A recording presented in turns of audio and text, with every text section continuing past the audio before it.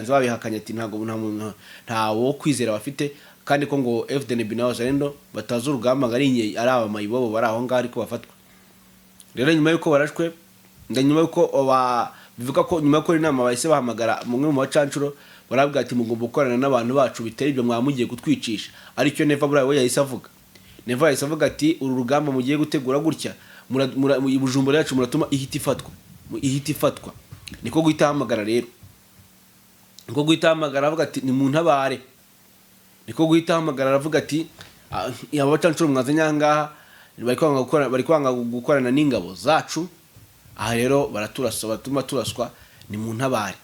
Rero kumutabara nta kundi bahise bakora inama bategeka abacancuro gukorana na FDNB ndetse bakumvikana nyine hafi mwijana bo bagiye kurashisha drone gusa. Urugamba ariko bagiye barupanza bagiye kurashisha drone ariko zikagenda mu bice muri tactique cyangwa se mu bice bibiri bitandukanye.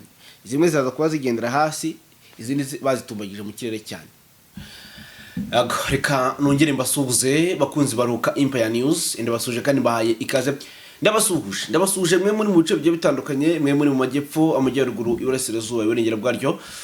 Mwese ndabasuje kandi bahaye ikaze muri gitondo cyo ku itariki 8 z'ukwezi kwa karindwi umwaka 2025.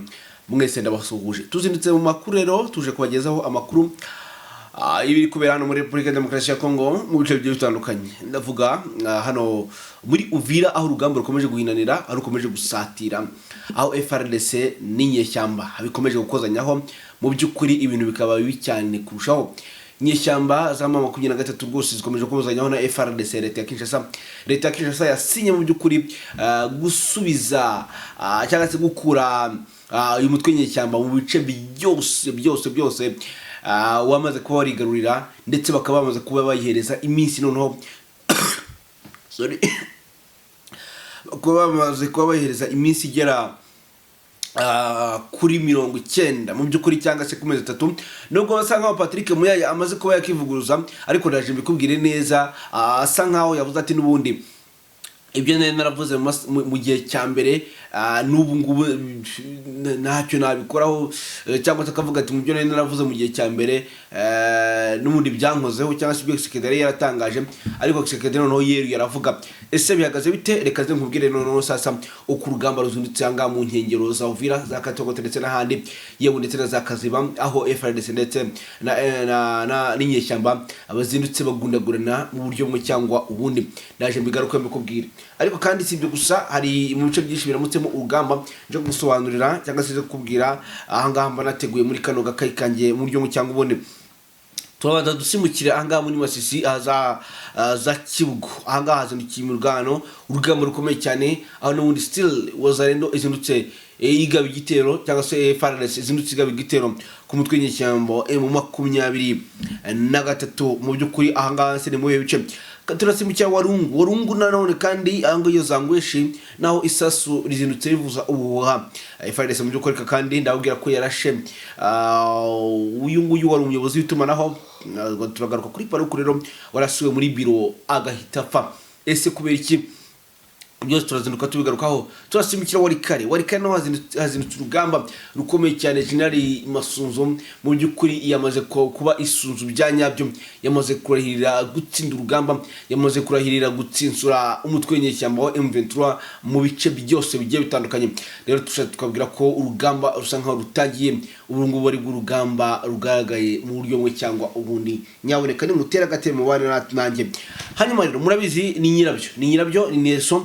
Murabizi neza ko mu by'ukuri abagezeho amakuru yamaze kuba kuri mu cyose bitandukanye. Icyo gusaba nta kindi rero nyaboneka making ashobora kuba wakoze kuri subscribe cyangwa se nyine wakoze sabone kugira ngo urusheho kugenda ubana natwe uko dukoze inkuru ujye uba umwe mu bambere mu by'ukuri bamaza kubamara kumenya nyine aya makuru cyangwa se bamenya ibyabere kuri tele y'imirwano mu buryo bumwe cyangwa ubundi. Nyaboneka abana natwe genda natwe kugira ngo urusheho kumenya aya makuru. Nushaka kujya muri groupe yacu nyandikira kuri 078888 09987. Ushaka gutera inkunga naso cyangwa se umuyoboro wa Ruhuka Empire News n'ubundi wakoresha ino nimero ya Ruhuka nk'ibisanzwe ya 0788099787. Ngayo ngukorero ngo haye ikaze muri amakuru. Dufite amakuru menshi anga kuri pano imbere yacu mwebwe rero mukunda ibiganiro bya Ruhuka mwese Ruhuka Empire mwese rwose ndabasuje kandi mbahaye ikaze. Ushobora kuba uri hano mu Rwanda, ushobora kuba uri muri East Africa, ushobora kuba uri muri mu ntara gatandatu ya diaspora, mwese kandi ndabakunda, murabizi ko munkunda muri benshi, rero mbahaye ikaze kandi nanifurije kumererwa neza muri rusange. Ngaye ngukorero munyemerero amakuru yacu tuyahere mu bice ahangaha bya Uvira birimo urugamba. Nyuma y'uko rero abacanshuro baraye bakoze inama gitaraganya bagakora inama yirukanka yihutirwa, nyuma y'uko urugamba rwari rumaze kuba rubamerera nabi cyangwa se nyuma y'uko bari bageramiwe, abagabo bahisemo gukora ibi bikurikira. Nyuma y'uko inama yabaye mu gihugu cy'u Burundi yaje kubera Uvira, yari yobowe na Prime Niyongabo, umugabo mukuru w'igisirikare cy'u Burundi FDNB, havuga ko na Jean Pierre Bemba inama yari yayitabiriye, ndetse n'abandi bayobozi bagiye batandukanye bari kurebera hamwe, bari kubazanya ese koko ati tugenze gute, twatakirehe ku buryo uru rugamba rurwanyuma. Ngira ngo turaza kureba inama ebyiri zabaye ku mpande zombi. Inama leta ya Kinshasa na FARDC bakoranye ku ruhande rwihariye ku bya gisirikare, ndetse kandi n'inama y'abacanshuro ku bwabo ku giti cyabo bakoze. Ese yavugaga iki cyangwa se yatangaga uhe musaruro? Jean Pierre Bemba ndetse na Prime Niyongabo nibo bari abantu bakuru cyane muri rugamba, muri inama yabaye, aho rero bareberaga hamwe ibiri kuba nyuma y'uko M23 cyangwa se umutwenye cyamba wari umaze kuba urasa ku munsi w'ejo nyine urasa iriya ntwaro y'abacanshuro baturutse muri Colombia, itumanaho cyangwa se ikoranabuhanga ikaraswa, ndetse hakahitagwamo n'abasirikare b'abanyecolombia benshi ndetse n'abafidene n'ibyo birindiro. Mu by'ukuri hahise habaho inama y'igitaraganya yihuse cyane. Ni inama rero yahuzaga abayobozi ba FDNB cyangwa se n'abari mu rugamba ndetse na leta ya Kinshasa, bari kurebera hamwe uko urugamba rugiye kugenda, kuko urugamba rurwanyuma. Bavugaga bati tugiye gukora igishoboka cyose turwana urugamba rwanyuma ahangaha, ati kandi tugomba kurutsinda kuko ntandi mahitamo. Bareberaga hamwe rero nyuma y'uko Neva yari maze guhamagara Kinshasa ababwira ati ibintu byankomeranye cyane, abona ko urugamba rwamusatiriye. Burya kubona abacanshuro ndetse n'izindi ngabo ziza kwirunda mu mujyi wa Uvira ukabamilitarize, ni nko kwirinda Bujumbura ahangaha, ni nko kwirunda Bujumbura, kuko umujyi wa Uvira na Bujumbura birafatanye neza, birafatanye. Kandi mu by'ukuri ikigaragara cyo nuko uru rugamba ari Bujumbura rushotoye cyangwa se yarutangije, rero ikabibona ko Bujumbura ishobora kuba ingiye kuzamo ikibazo gikomeye cyane cy'urugamba, ndetse umutekano ushobora kuba ugiye kubibazo, kandi uyu mugabo nawe niho atuye. Aha rero mu by'ukuri umugabo akomeje kuba agira ubwoba butandukanye, ahamagara Kinshasa aravuga ati mugomba gukora igishoboka cyose mu ntabare, ati kandi mwitondera urugamba mugiye gutangiza ahangaha nk'aho atari we warutangije.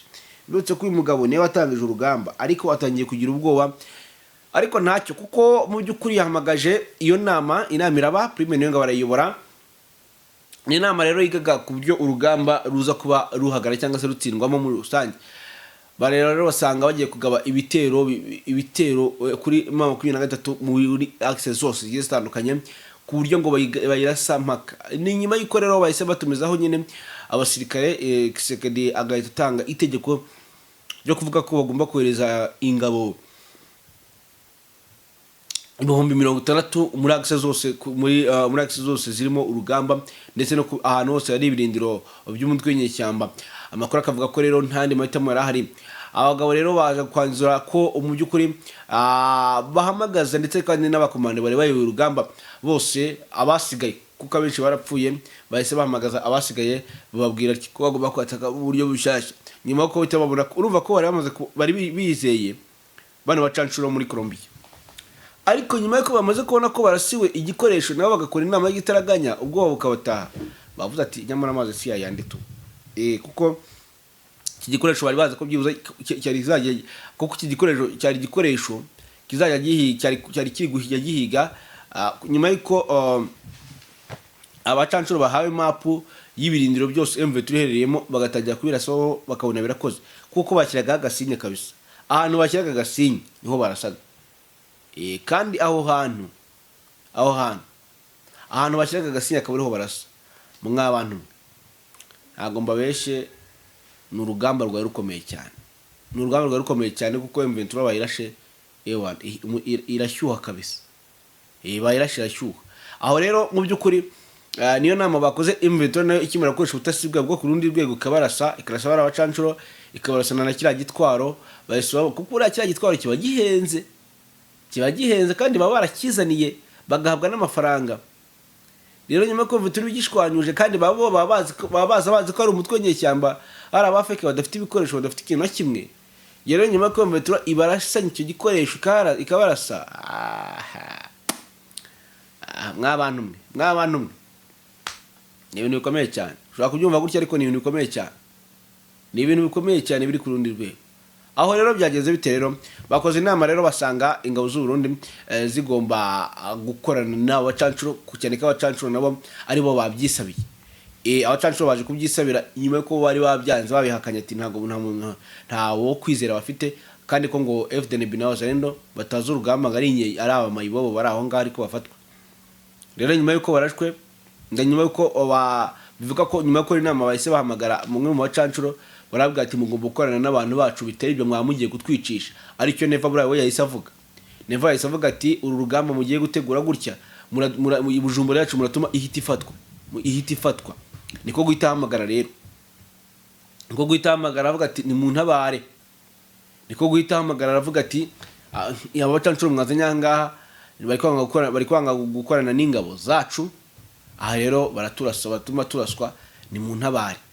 Rero kumutabara nta kundi bahise bakora inama bategeka abacancuro gukorana na FDNB ndetse bakumvikana nyine. Ubwo rero tuvugana abacancuro batangiye gukorana nabo gusa iyi nama ikimwe mu bintu yanzuye ko ari urugamba rwa nyuma ngo bagiye kwataka maka bakisubiza Bukavu. Bukavu barayisubiza cyangwa ntago bayisubiza mumbwiza ukuri. Mu mboni zacu iyi Bukavu irigarurirwa cyangwa ntago yigarurirwa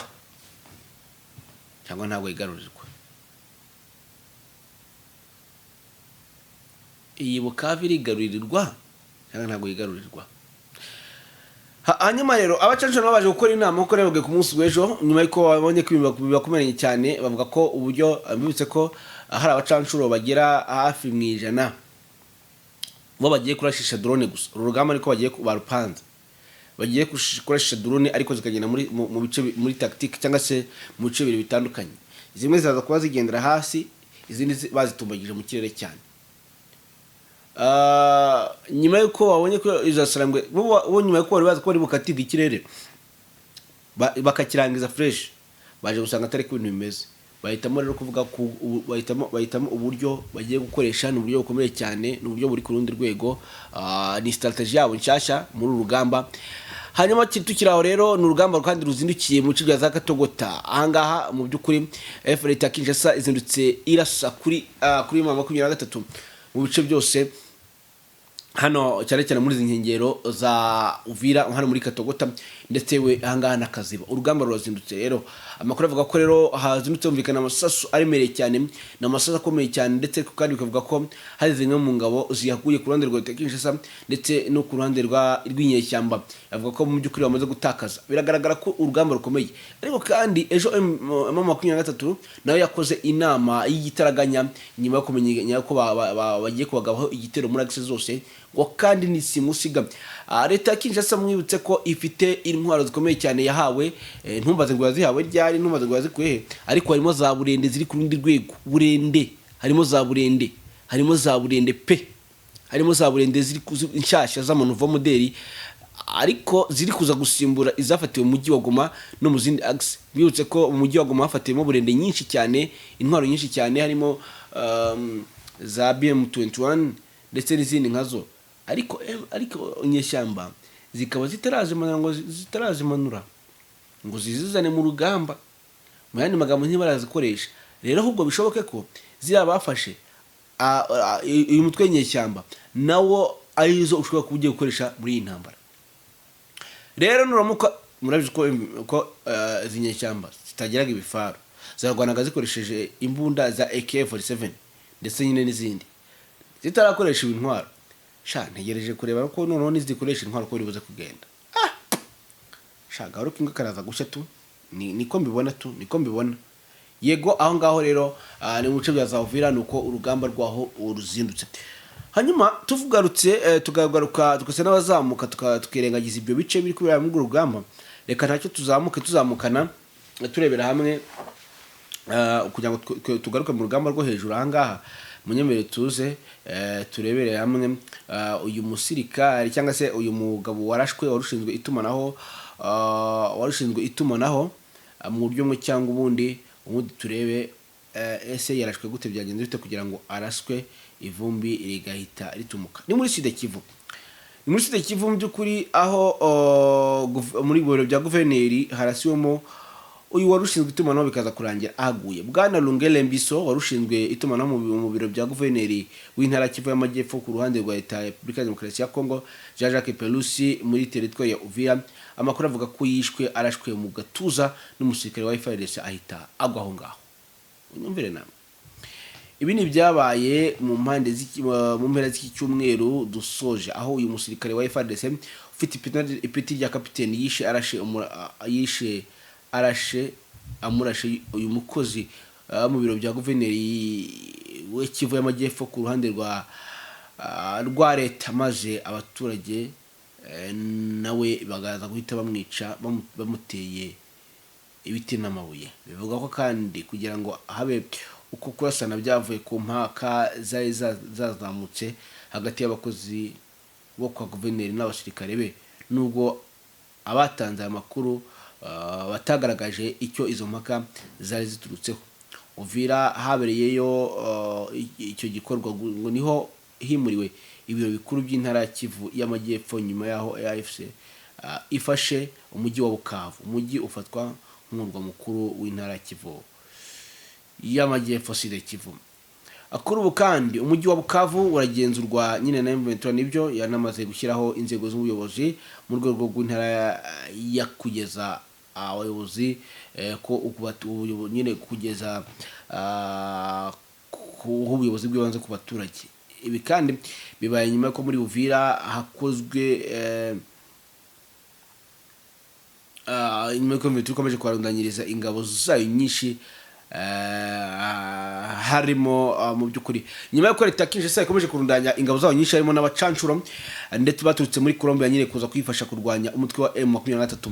Ibi kandi bikaba byongeye kuzamura umwuka w'intambara, aho iyi leta ya Kongo bivuga ko iri gutegura kugaba ibitero kabuhariwe kuri uyu mutwe bigamije kugira ngo byambure imijyi minini n'imitoya harimo Goma na Bukavu uri mu ntera itari ndende cyane uvuye hano mu bice bya za Uvira.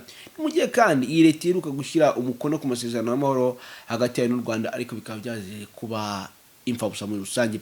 Munyemere rero ntabwo ndizo kuvugaho byinshi, ibyo murabizi ko twagiye tubiganiraho, ahubwo ni nsimbukira ahangaha muri Masese baze mbabwire uko urugamba rumeze, nsimbukira no muri teritwari ya Warikare muri rusange.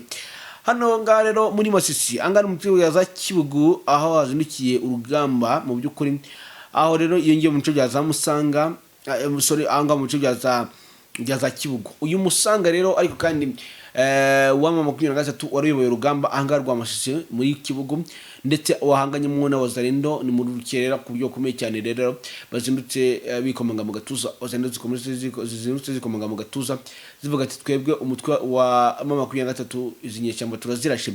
Ariko uyu Musanga waruyoboye urugamba angaha nawe nga akaba yikomanga mu gatuza avuga ko mu by'ukuri ngo Wazalendo zose ngo ibyo yazikoreye bitabaho kuko ngo izasigaye nizo nyinshi. Wazalendo rero ikaba yari zindutse itungura 23 muri ibice bya za Kibugu, ariko bikaza gusanga ngo uyu mutwe w'inyeshyamba nawo ngo uri maso bakozanyijeho ku by'ukuri ibintu bikabashoboka kugenda biba bibi cyane, ariko ngo bakaba babasubije inyuma muri rusange.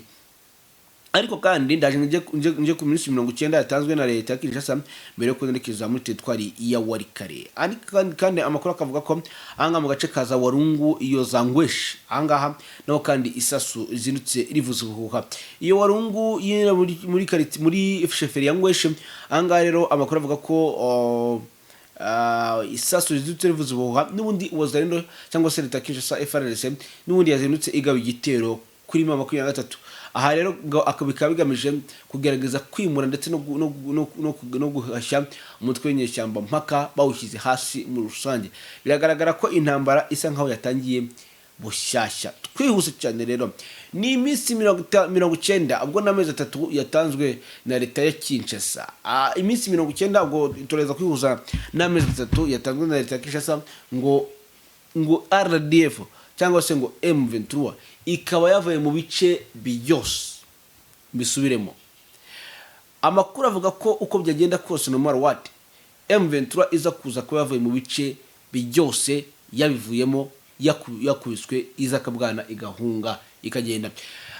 Ibi ngiye byavuzwe na leta ya Kinshasa nyuma yo kugurumva n'amezi 3, ariko kandi munyemerere tubihuje turaza kuhuza ngo bakajyanwa Rumangabo. Mu yandi magambo, Patrick Muyaya we ndetse na Tshisekedi bo bavuga ko gahunda iri yayindi no gukubita M23 bakajyana muri Rumangabo. Ibyo kuvuga yayivugishwa ngo M23 ngo urabona ngo rareba ngo tuza ngo mpaka ngo niki gahunda n'uguhashya ngo M23 mpaka bayishyize bayibumbiye hamwe bakayijyana ahantu mu gafuka y'ingiyo za Rumangabo, aho M23 isigaye itoreza abasirikare bayo. Ya kigo cya Rumangabo M23 ingabo isigaye ifata zirwana kuri leta ku ruhande rwa leta ya Kinshasa, ihita zijyana muri Rumangabo muri kira kigo, kandi aho bari kujya niho bajyana abashaka kuhabajyana. None rero Tshisekedi yabigarutse na Patrick Muyaya, baravuga ati uko byagenda kose iyi Rumangabo mugomba kuyijyamo.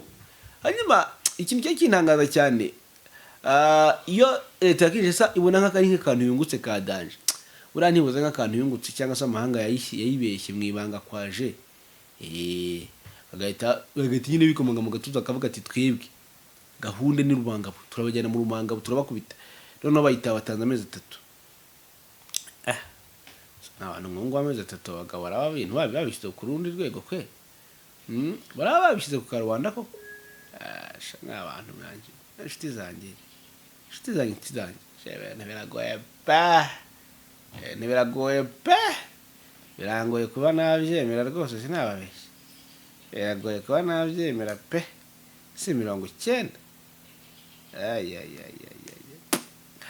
Ureko igihe batanga iminsi 14 ngo M23 baraba bayishyize hasi nitishye intwaro hasi, ahubwo ugasanga leta niyihaye iminsi 14. Munyemerere twanzike rero tutitsimukire anga muri teritwari ya Warikare rero urugamba kandi rwazindutse nkuko nababwiye. Umugabo bita General Masunzu akaba mu byukuri yazindutse yikomanga mu gatuza, ari kuvuga ati twebwe nta mikino na gato cyane, ati twebwe turasubiza M23 iyo ngiyo mu misozi, aho FDLR nayo ubwayo ngo yamaze kuba nyinshi cyane, yamaze kwiyegeranya ngo nayo igiye guturuka. Ariko rero nyamara M23 irageramiwe kuko bayitangatanze mu bice byose. M23 irageramiwe kuko bayitangatanze mu bice byose pe. Niko irageramiwe bice byose kabisa.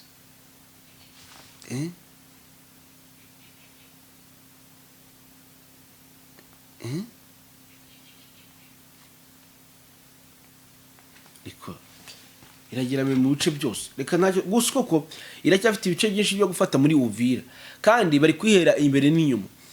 Warikare naho urabona ko Masunzu yazanye ingabo nyinshi, iyi nto nini ayitangatangira mu bice byose. Nihe mumbwira ngo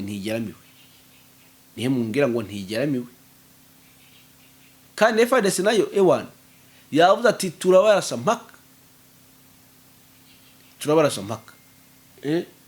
ati turabarasa mpaka. Bivuze ngo ibice byose anga muri teritwari Warikare abacancuro baje ndetse n'abandi basirikare bandi bari reinforcement yakozwe n'amakarita bakomeje kugenda batanga. Amakuru avuga ko urugamba rwakomeje kuba urugamba ndetse n'uruzindutse, M23 bayirasaho bayigerageza kuyisora mu bice ndetse no mu birindiro biranga muri teritwari Warikare. Gusa nayo ngo iri kwihagararaho ngo iri kurwana mu kuzo, iri kurwana inkundura ahanga muri teritwari Warikare mbere, kuko yarwanaga yinjira muri centre, ariko nayo bari kuyisoramo. Abandi bakavuga ko iri kurwana izengurukayo aho kugira ngo irwane direct itinjira muri Masisi centre, muri Warikare centre Mbore. Ariko ngo Masunzu iwana hari nawe araza gufata imbunda kabisa, nawe araza ko kifatiramo yasinye ngo mpaka abacancuro nabo ngo baje ngo basore M23 bayikure muri ala amashyamba mpaka bayigarure muri Masisi bayijana no mu mujyi wa Goma. Nababwiye muri Masisi mu bice byose urumva ko urugamba ruzindutse rwabaye umuriro imbere. Ngaye nguko rero ku rugamba ruzindutse rero. Kamashimire babwire mwakoze cyane. Izi zari update za mu gitondo, turaza kugaruka turebera mu gihugu cy'u Burundi ndetse nuko urugamba ruzindutse kuri axe zose. Gusa narasoza FDLR sinagira ntavuze ku uyu mutwe w'abicanyi wa genocideri, uyu mutwe wa genocideri mwabantu intambara rero yatangiye byo, intambara rero yatangiye kabisa.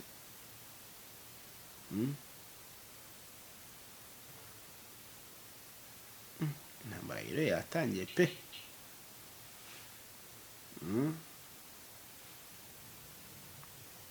Intambara rero yatangiye rwose mwabantu sinababeshye. Twari bamanuye ntago bisanzwe. Reka nsoreza hanga cyo kwa dusubira amakuru yacu ataha. Ndazineza kumuza kwa muri kumwe natwe. Murakoze cyane, ndabashimiye. Murakoze n'agaruka. Bye bye.